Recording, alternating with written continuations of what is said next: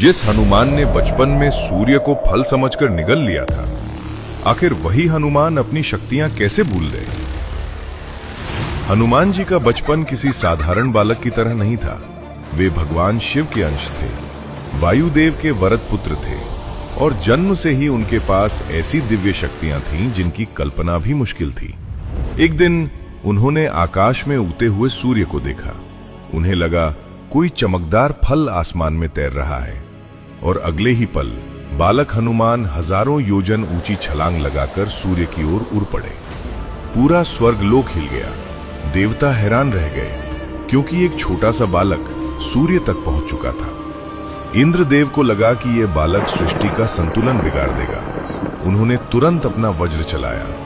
वज्र सीधा हनुमान जी की ठोड़ी पर लगा और वे धरती पर गिर पड़े।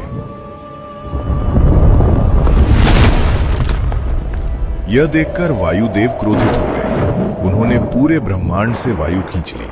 सांस रुकने लगी। देवता घबरा गए और फिर सभी देवताओं ने मिलकर हनुमान जी को अनेक वरदान दिए। ब्रह्मा जी ने कहा, कोई अस्त्र तुम्हारा कुछ नहीं बिगाड़ पाएगा। इंद्र ने अपना वरदान दिया। सूर्य देव ने ज्ञान का आशीर्वाद दिया और इस तरह हनुमान जी लगभग अजेय बन गए। लेकिन समस्या यहीं से शुरू हुई। बालक हनुमान अपनी शक्तियों से अनजान थे।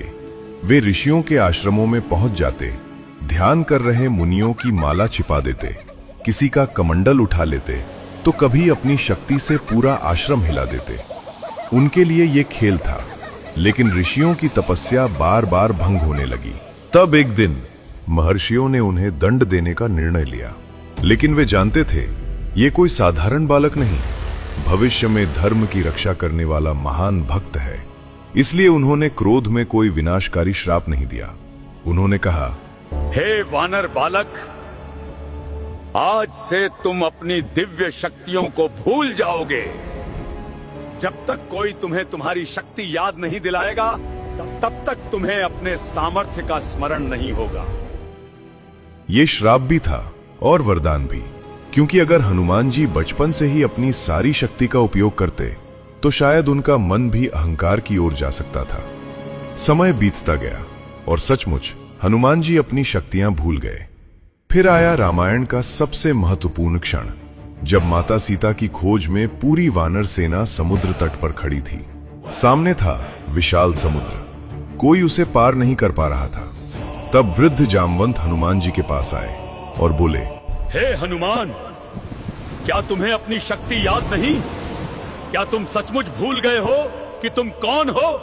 तुम वही हो जिसने बचपन में सूर्य तक उड़ान भरी थी।